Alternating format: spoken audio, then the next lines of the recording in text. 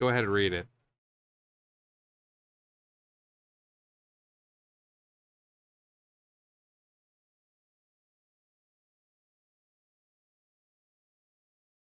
They don't care. They are doing everything they can to defend the Rings of Power and its bastardizing of Tolkien's work. So-called Tolkien professor Corey Olson makes absurd claim that there's no such thing, really, as canon in Tolkien in attempt to defend the Rings of Power.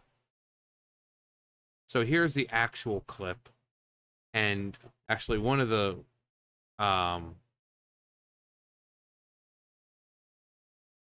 yeah, I don't think it's spelled that way. There's no such thing as, yeah, this show literally couldn't be any more of a trash embarrassment. Delete your account. Yeah, he's come to spread hope in Middle-earth. The Tolkien professor embarking deep dive into Tolkien's lore on Gandalf. For the people who hate the show, you know Tolkien would have also loathed the Jackson trilogy, so that we all love it. We all love. So it's okay to have adaptations.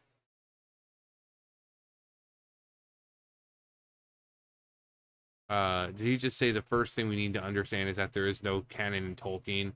No wonder this show sucks. There's only one, Professor.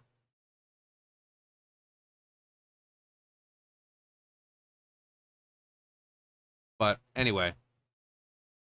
To specify is first thing to specify is that there's no such thing really as canon in Tolkien. Tolkien's ideas were ever evolving. Thank you kindly, Grandalf. In the text of The Lord of the Rings, we are told that Gandalf, with the other wizards, arrived at around year 1000 of the Third Age. And in his later years, he was playing with the idea of maybe Gandalf coming sooner, maybe some of the wizards coming in the Second Age and taking part in the wars of the Rings of Power.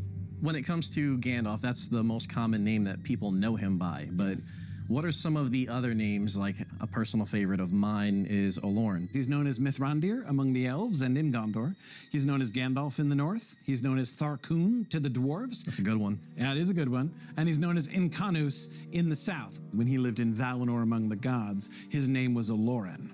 So it suggests he's been around lots of places, has impacted many different communities and many different peoples, and they've known him under many different names. That same passage where he talks about his different names, he says, "To the east I go not." When we look at that quote in context, he's talking to a dude from Gondor, and the people of Gondor, they call Mordor the east. He meant, don't expect me to go throw down with, the Dark Lord at the gates of Barad-dûr. So when it comes to Gandalf, what is his general purpose in Middle-earth? Gandalf is described as coming to bring encouragement to the people of Middle-earth. He just goes around the world. Spreading hope. Yeah, spreading hope and helping where he can.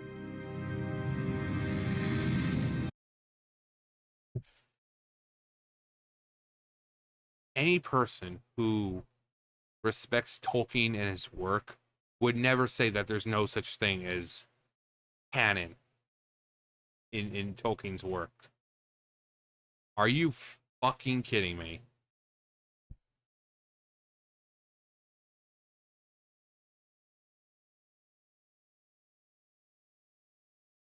Delete your account. Yeah, just what the hell? Let's see. In fact, in Tolkien's essay on fairy stories, he made it clear that one becomes one successful sub-creator by indeed adhering to the canon of the story. Tolkien explained, what really happens is that the story maker proves a successful sub-creator. He makes a secondary world which your mind can enter. Inside it, what he relates is true, in accordance to the laws of that world. You therefore believe it. You are while you are, as it were, inside.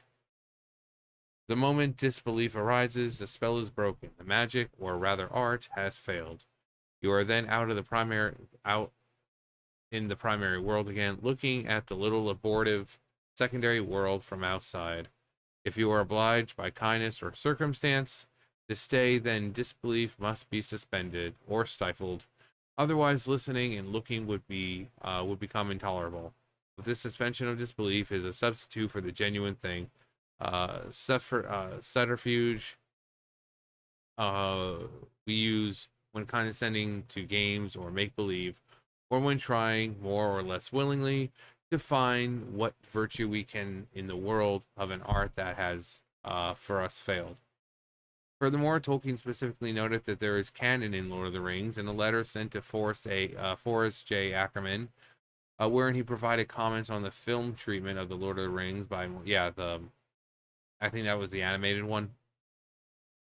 In letter 212, Tolkien wrote, "If Zimmerman and/or others do so, they may be irritated or aggrieved by the tone of many of my criticisms. If so, I am sorry, though not surprised.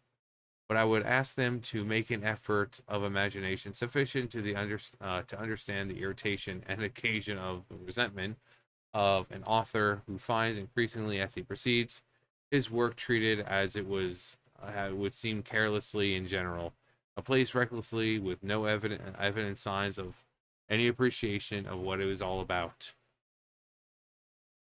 Next, he declared, "The canons of narrative art in any medium cannot be wholly different, and the failure of poor films is often precisely in exaggeration and the intrusion of unwarranted matter owing to not perceiving where the core of the original lies."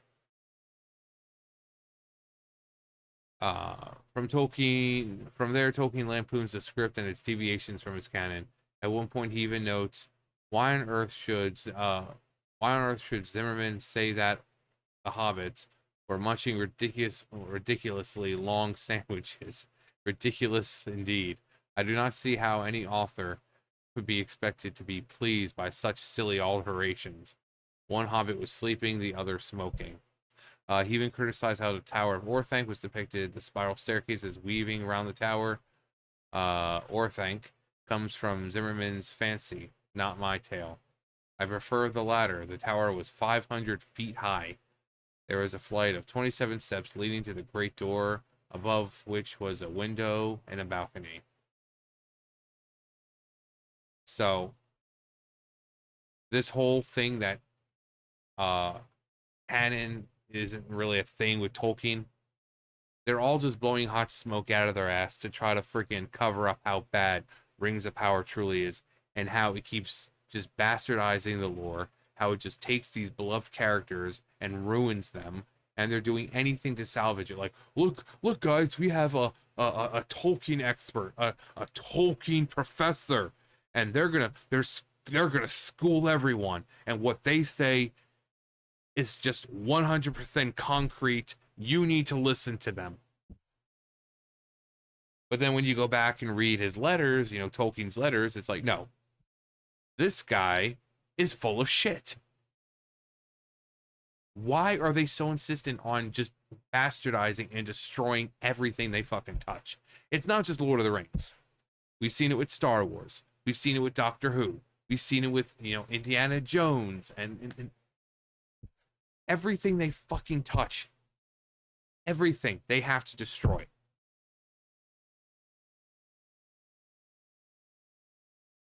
These are no professors. If they are unable to read direct quotes from Tolkien, these are sellouts like the superfans. This shows an insult to Tolkien and his legacy. It's not like he made the subtitles.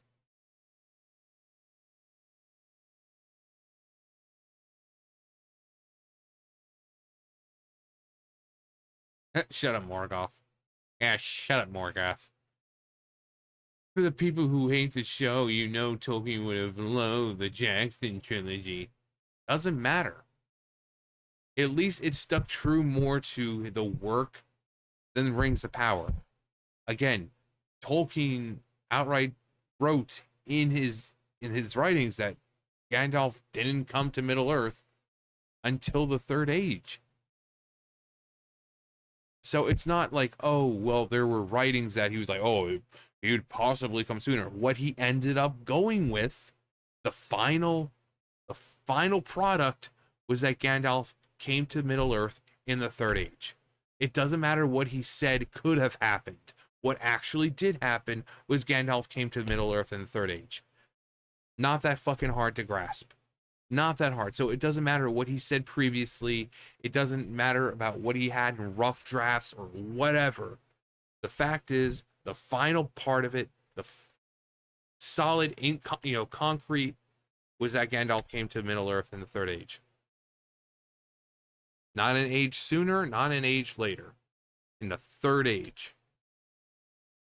So this freaking guy can blow as much hot, out of his ass as much as he wants. But he's... So is he going to say that Tolkien's writings and his letters are fake and or not canon as well? Is he going to just outright say, yeah, the man who wrote the story, the man who created the universe, created the origin story, created languages for all these races. No, yeah, he's in the wrong here. He's wrong.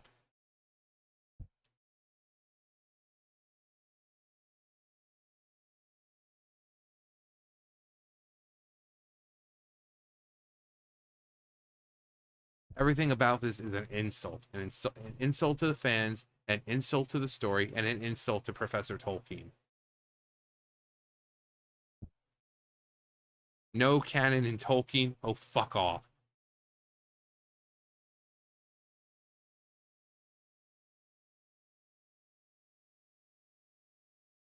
The show is so bad that they need an expert to tell us it's not.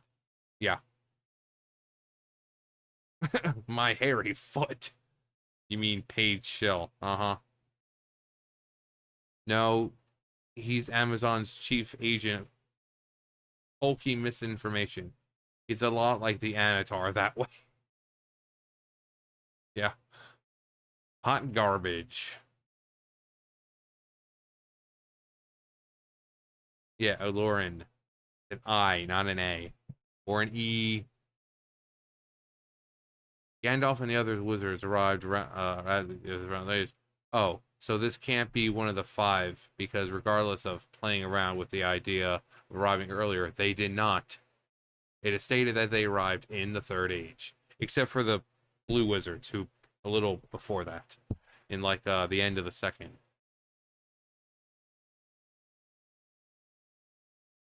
People in the comments section clearly fail to understand what an adaptation is. Taking everything so literal, be my guest. This series is beyond epic. Sucks to be you lot. Despite the fact that Amazon came out and said that they were going to tell the tale of the Second Age, that they were going to respect his works, and that they would not be adding anything that wasn't there. And any character that was going to be created would not affect the story in any kind of way. So there's that.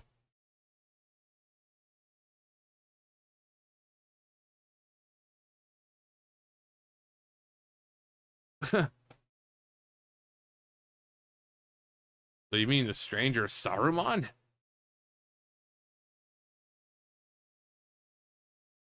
It's make-believe.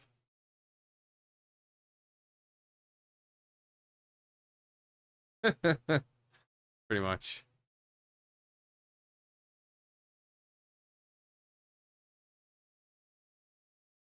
Actual worm tongue. What the hell is this? Thank you kindly, Grand Elf.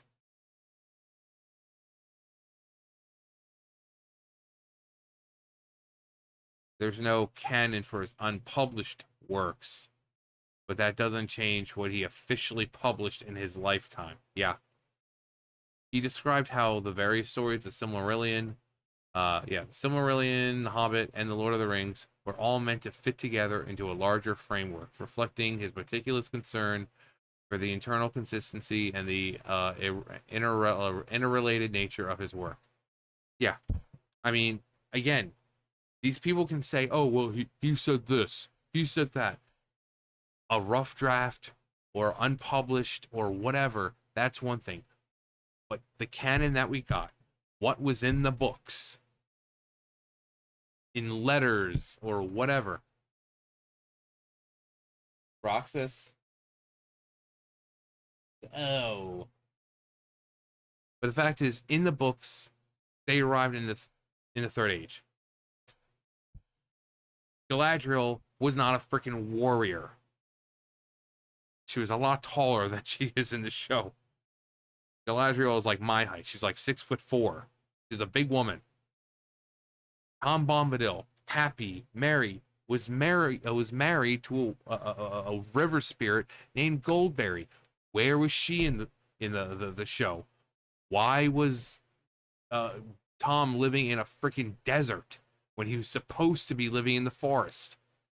What part of just sticking to his work don't they understand?